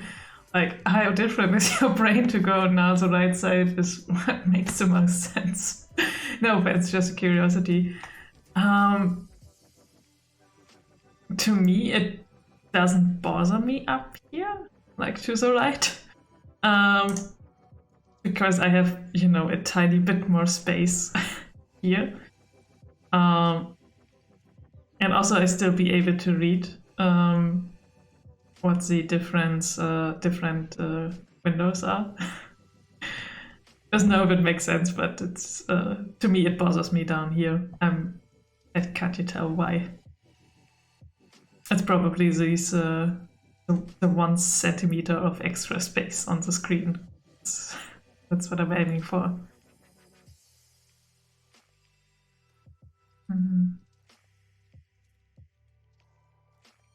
Okay, but we figured out that it constantly says that she's hitting something. I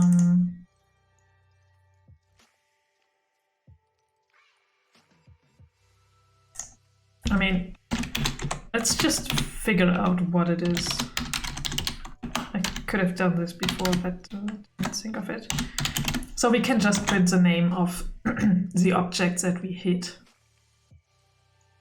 And then we probably know why she's not moving downwards.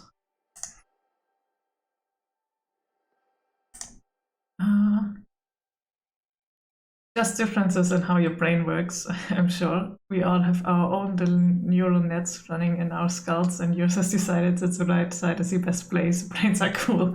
Yes, brains are insanely cool. I mean, how versatile they are, and that, you know, different parts of the brain, even though they have like a fixed task, they still can rearrange if, you know, one of these systems isn't needed anymore.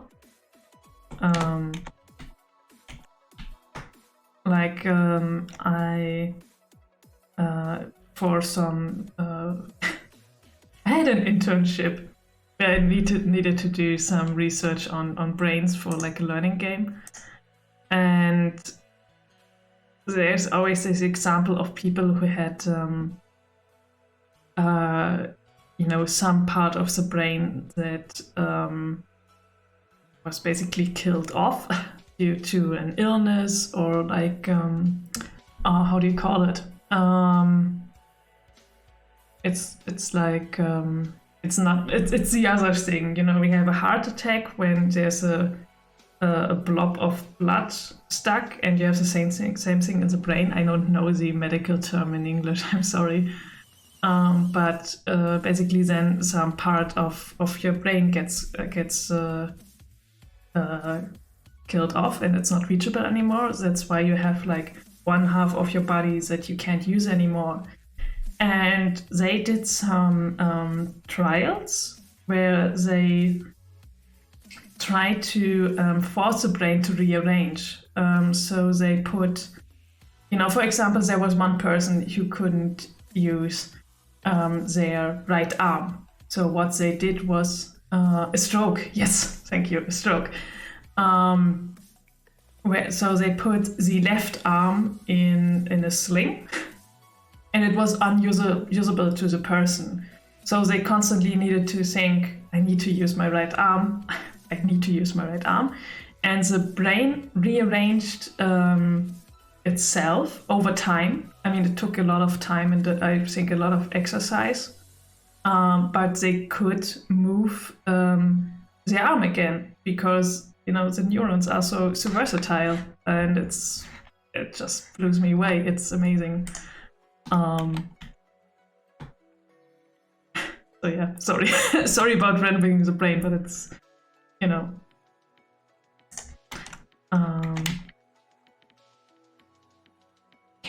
I hit the ground. But why? The ground is there.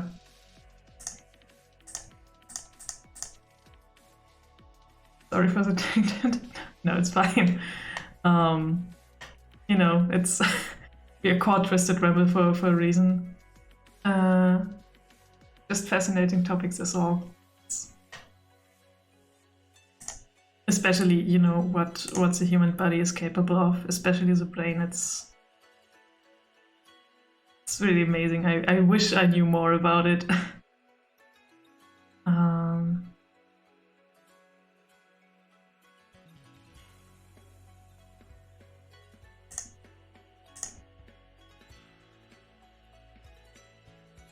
And I also wish I knew why it's hitting the bottom.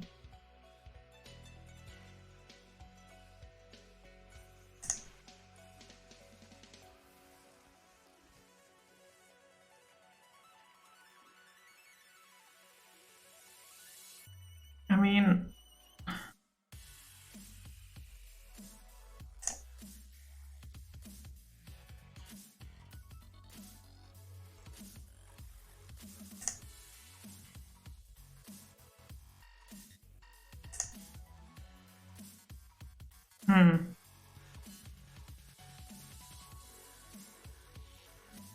I think also this isn't needed. Oh.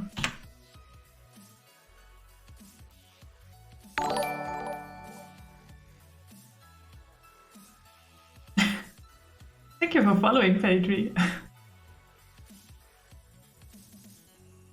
I should be at 99 follows.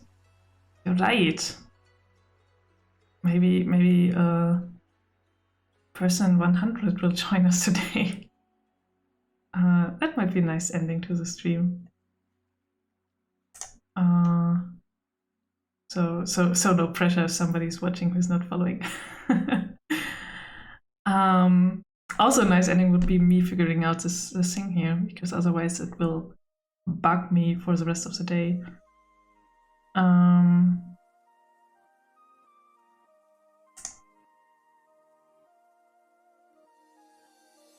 All right. Let's draw our ray.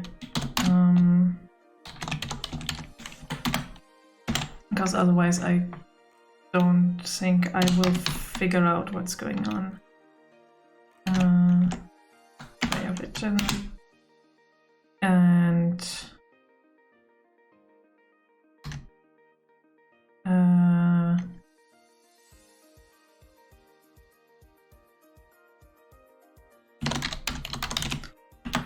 that up times direction.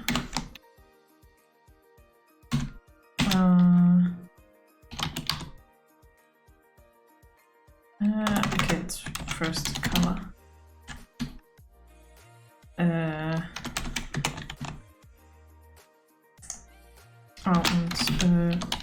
also times the ray length.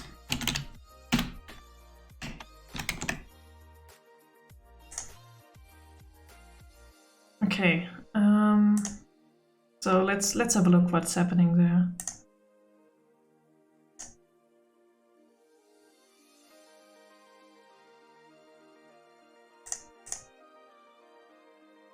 All right,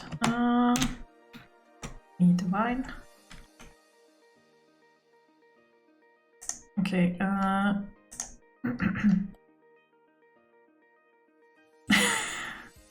I'm not sure if you can even see it on the stream, but here is this teeny tiny red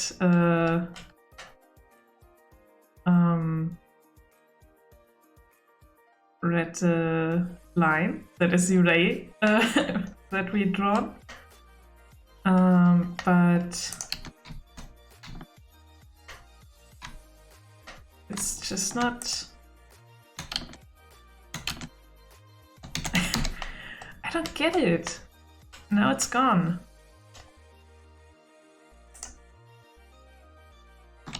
I mean, where is it that it's detecting the ground?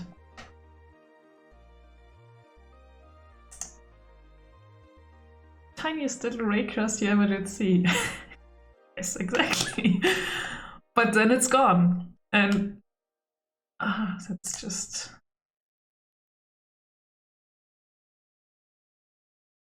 I mean, we can draw a line instead.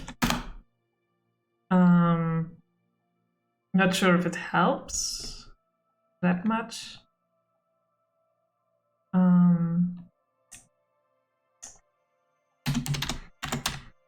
But at least we can see if it's, you know, if some of the calculations are wrong, then we can see if something is off with it.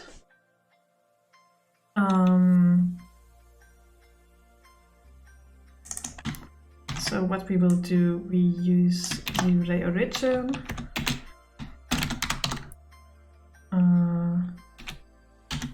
Put this in there, vector 3 up, and here we use the position of Thule So we now should get a line from Thule to wherever these raycasts should be happening. It isn't.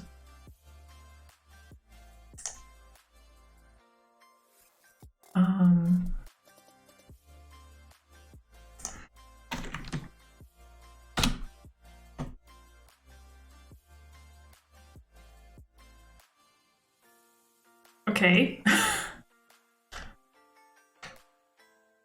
Why?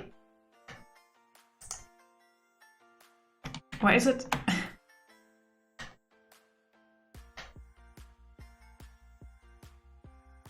Why is it there?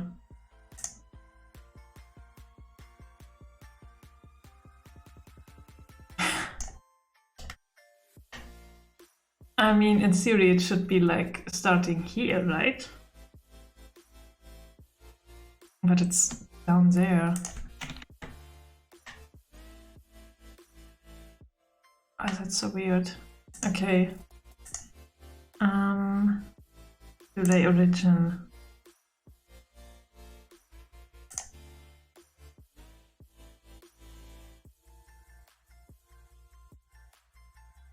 Oh, we need to update them.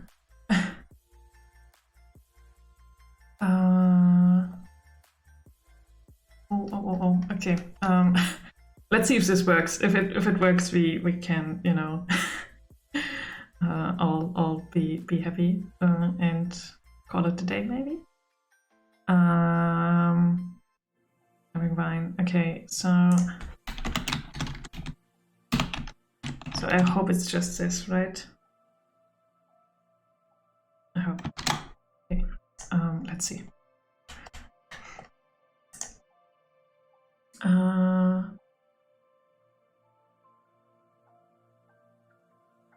no, okay. Cora said it doesn't work with the hours, so I guess I should try the same code, but this time multiply all of it by 60. It's so weird.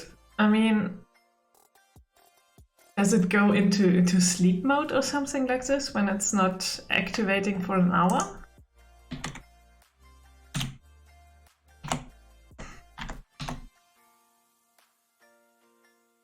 Oops. Okay.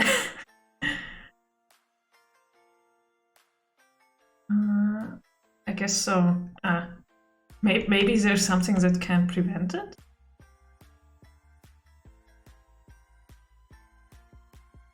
Okay, we're colliding with the ground. But the thing is, we automatically move down. It's not something we want.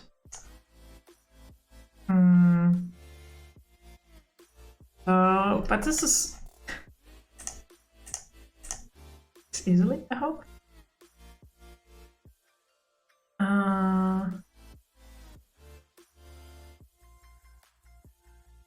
So is it? Yeah.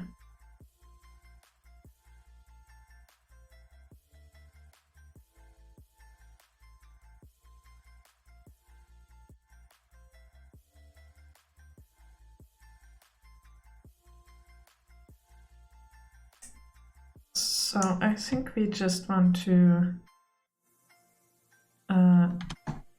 you know, set the velocity to something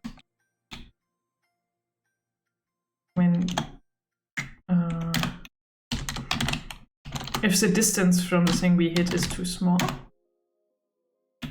So if the hit distance is less than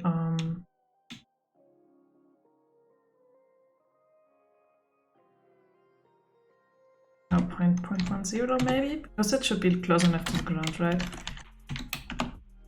Then we want to adjust the velocity.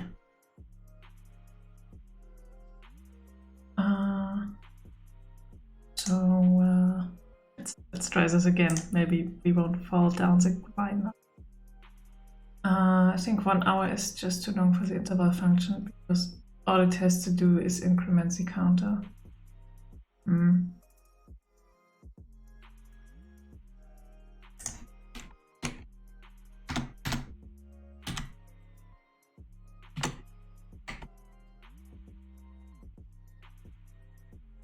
Nope, we're falling even faster now.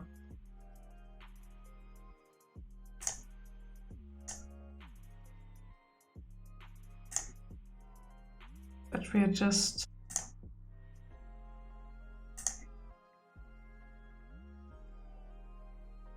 Didn't I save? No, I did.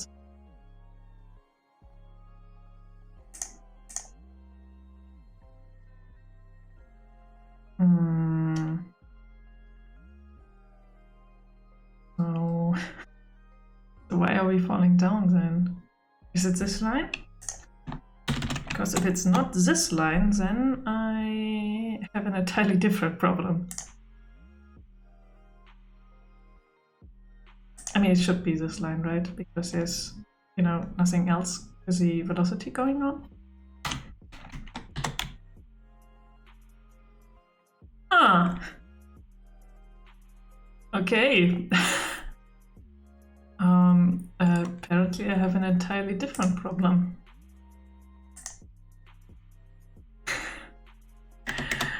No. Okay, why are we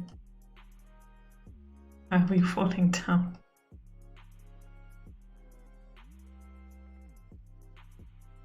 But I mean, the other thing basically works, right? Because we are colliding with the ground.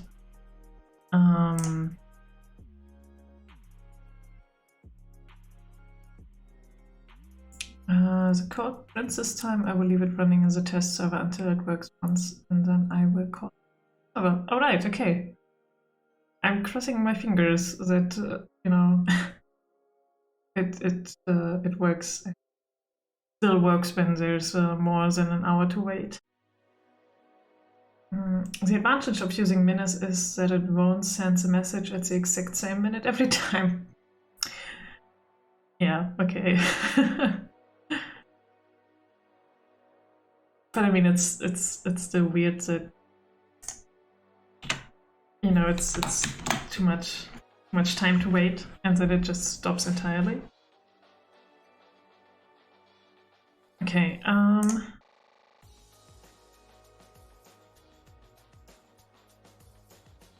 right, so is this still the problem? If we have like two... maybe it's the input. Because if the controller is still, you know, moving a tiny bit down, then maybe that's what causes the issue. So let's put this in here and see what the input is.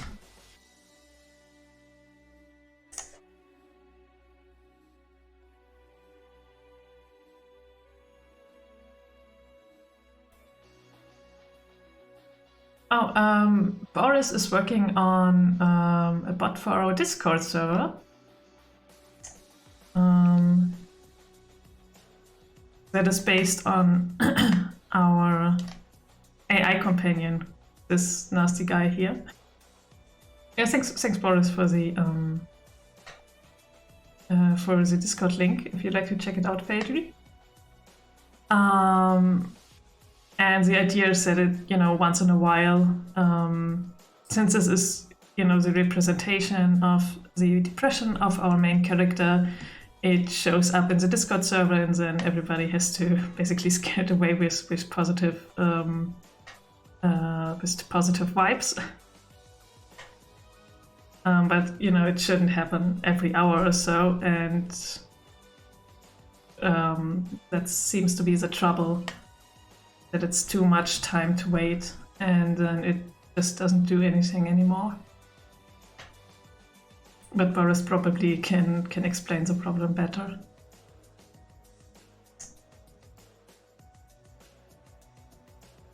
And I will have a look what the issue is here.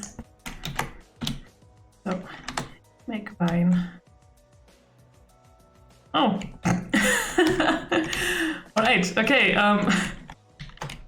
the issue is gone. So it was the issue with the controller, and that is that it's always, you know, pointing down a bit. But that's good, that's fine. I mean, as you can see, the movement is far from ideal, and also we don't recognize up here if something is happening. But yeah, I mean, that's all right. We fixed the issue, so I think for today we can be satisfied with the results as far.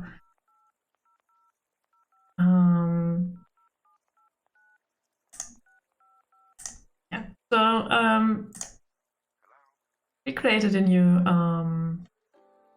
state for the Thule state machine, and you know, put everything in our default class and extended the behavior, so you know, it wasn't just all problems. And we started a moon mission and also got an idea for the sequel.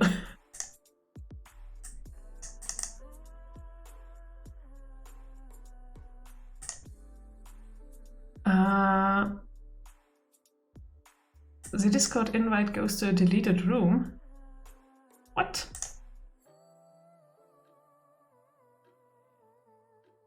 Okay.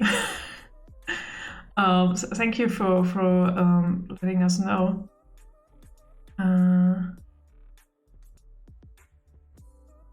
If you update the invite to come from the welcome room, it's okay.